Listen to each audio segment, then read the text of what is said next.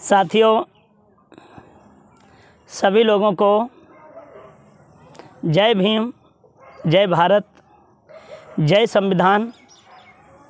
भीमसेना जिंदाबाद, नवाब सत्यपाल जी जिंदाबाद। साथियों, आज हम ये वीडियो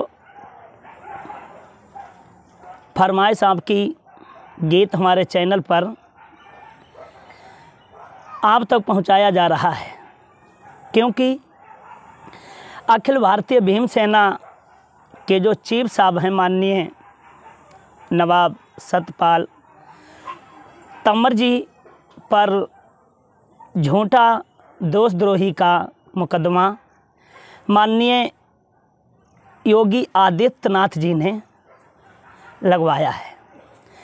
हमारे इस वीडियो को लाइक, कमेंट, शेयर और सब्सक्राइब करके जन जन तक हमारी आवाज़ को पहुंचाएं और योगी बाबा तक पहुंचाना बहुत ज़रूरी है, ताकि ये मुकदमा खारिज किया जा सके।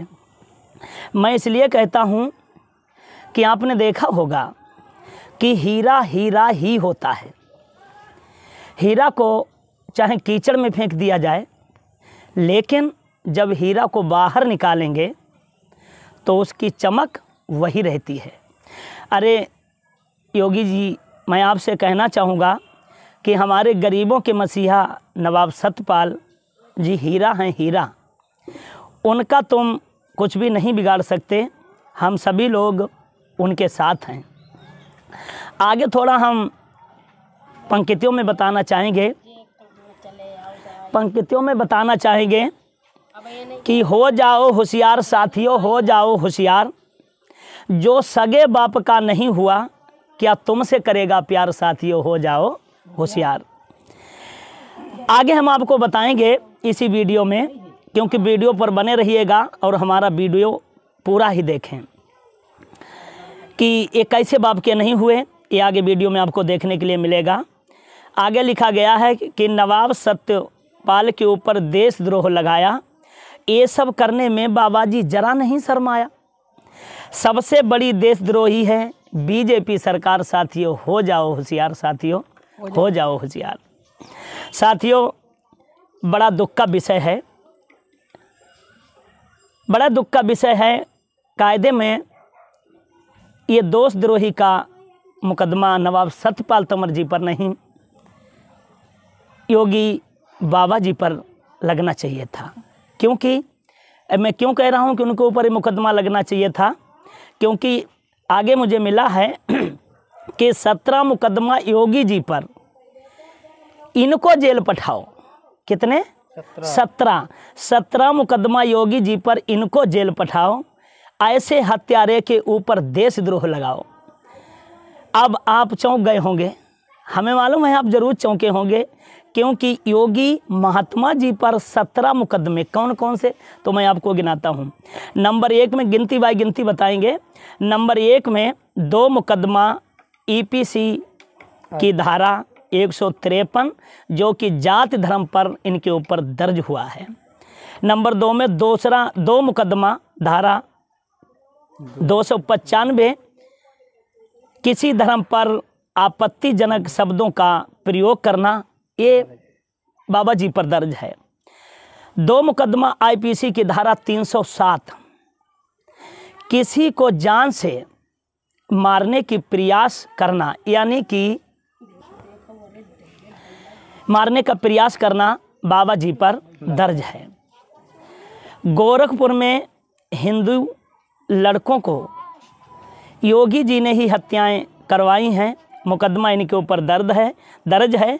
आईपीसी की धारा 302 लगनी चाहिए थी इनके ऊपर, क्योंकि लड़कों का कत्ल किया गया है इसलिए, लेकिन दबाव की वजह से किसी कारण इनके ऊपर वो मुकदमा नहीं लगाया गया। एक मुकदमा आईपीसी की धारा 506 अपराधी-वधिक धमकी देना दर्ज बाबा जी के ऊपर है। 5 मुकदमा आईपीसी की धारा 127 दंगे भड़काना, ये सब इनके ऊपर दर्ज है। 2 मुकदमा आईपीसी की धारा 207 कब्रिस्तान पर अवैध कब्जा। इस बात को देखकर बड़ी हंसी आती है कि जब से इनका शासन हुआ है तब से ये जिंदा लोगों को तो जीना मुश्किल कर ही रहे हैं, लेकिन ये मुर्दों को भी नहीं छोड़ने वाले हैं कि दो मुकदमा इनके ऊपर ऐसे दर्ज हैं जो कब्रिस्तान पर इन्होंने अवैध कब्जा किया, वो भी बाबा जी पर दर्ज है। एक मुकदमा IPC की धारा 149 यानी दूसरों की जिंदगी खतरे में डालना। एक मुकदमा IPC की धारा 554 शांति भंग, IPC की धारा 504 यानी शांति भंग करना। कुल मिला के 17 मुकदमे योगी बाबा जी पर दर्ज हैं, फिर भी ये दूध के धुले लग रहे हैं। ऐसे बाबाओं से थोड़ा सावधान रहना है। मेरे साथियों, विचार करो कि देशद्रोही योगी जी हैं या माननीय नवाब सत्यपाल तंवर जी हैं। भारत की सरकार और हाई कोर्ट से मैं ये अपील करता हूं कि जो झूठा देशद्रोह का मुकदमा नवाब साहब पर दर्ज है उसे हटाकर योगी जी पर लगाया जाए और जेल भेजा जाए। नहीं तो ये मुख्यमंत्री 5 वर्ष के लिए हैं, हमारी भीम सेना जीवन भर के लिए है। हमारी भीम सेना शांत नहीं बैठेगी। आने वाले समय में बाबा जी को जेल की हवा खानी पड़ेगी। आगे लिखा है कि 17 मुकदमा योगी जी पर, उनको जेल पठाओ, ऐसे हत्यारे के ऊपर देशद्रोह लगाओ। झांक के देखो योगी जी हैं सबसे बड़े गद्दार। साथियों, हो जाओ तैयार, हो जाओ होशियार साथियों, हो जाओ होशियार। अब माननीय योगी जी सोच रहे होंगे कि ये हमें हत्यारा बता रहे हैं। नहीं, गलती हमारी नहीं। हो सकता है कि हमें मालूम ना हो कि हत्यारा किसे कहते हैं। आप ही बताओ बाबा जी, आपने महंत अवैधनाथ को जहर देकर हत्या कर दी। गोरखपुर में हिंदू लड़कों की हत्या की। अगर हत्या करने वाला ही अगर हत्यारा होता है तो इसमें मैं कतई भी गलत नहीं कह रहा हूं, तो मैं ठीक कह रहा हूं कि बाबा जी आप हत्यारे हैं।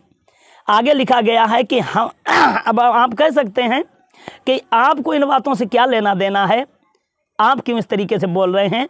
तो उसके लिए हमारा जवाब होगा कि हम इस देश के हुक्मरान हैं, क्योंकि इस देश का मूल निवासी मैं हूँ। हम इस देश के हुक्मरान हैं। भारत देश हमारा, दुखियों की आवाज़ उठाना ये अधिकार हमारा। यूपी के अंदर होता है भारी अत्याचार। साथियों, हो जाओ होशियार, साथियों हो जाओ होशियार। आगे लिखा है, मैं अपील करना चाहूँगा कोर्ट से कि कोर्ट से यही अपील मेरी, थोड़ा तो रहम फरमाओ, नवाब साहब के ऊपर से ये देशद्रोही हटाओ। मैं कोर्ट से ये अपील मेरी, थोड़ा तो रहम फरमाओ, नवाब साहब के ऊपर से ये देशद्रोह हटाओ। मेरी अपील स्वीकार करो, ये कहें जयदेव कुमार। साथियों, हो जाओ होशियार, साथियों हो जाओ होशियार। इन्हीं शब्दों के साथ मैं कहना चाहूँगा कि मेरी आवाज़ को जन जन तक पहुँचाना है, आदित्यनाथ योगी जी के भी पास पहुँचाना है, ताकि हमारे बड़े भाई नवाब साहब को ये मुकदमा खारिज किया जाए। मैं कहना चाहूँगा कि भीम सेना जिंदाबाद, भीम सेना जिंदाबाद, जिंदाबाद, भारतीय संविधान जिंदाबाद, जिंदाबाद, भारतीय संविधान जिंदाबाद, जिंदाबाद। नवाब साहब संघर्ष करो, हम तुम्हारे साथ हैं। नवाब साहब संघर्ष करो, हम तुम्हारे साथ हैं। और कहना चाहेंगे कि हमारे भीम सैनिक सभी लोग उपस्थित हुए हैं। ये आज फरमाइश आपकी गीत हमारे चैनल पर। और ऐसा ना सोचें कि मैं ये दिलासा देता हूँ नवाब साहब को भी कि ये ना सोचें कि भीम सैनिक हमारे साथ नहीं हैं। हम सब लोग दिलो जान से आपके साथ हैं। अगर आपका जहाँ पर पसीना गिरेगा हम लोग खून बहाने के लिए तैयार हैं। सभी लोगों को जय भीम, जय भारत, जय संविधान, जय संघर्ष। नेशनल दस्तक की आपसे गुजारिश है कि अगर इसको बचाना चाहते हैं तो नेशनल दस्तक को सब्सक्राइब करने के लिए रेड कलर के सब्सक्राइब बटन को दबाएं, फिर बेल आइकन की घंटी दबाएं। नेशनल दस्तक को बचाने के लिए बहुत जरूरी है कि हर खबर को शेयर करें, लाइक करें, कमेंट जरूर करें।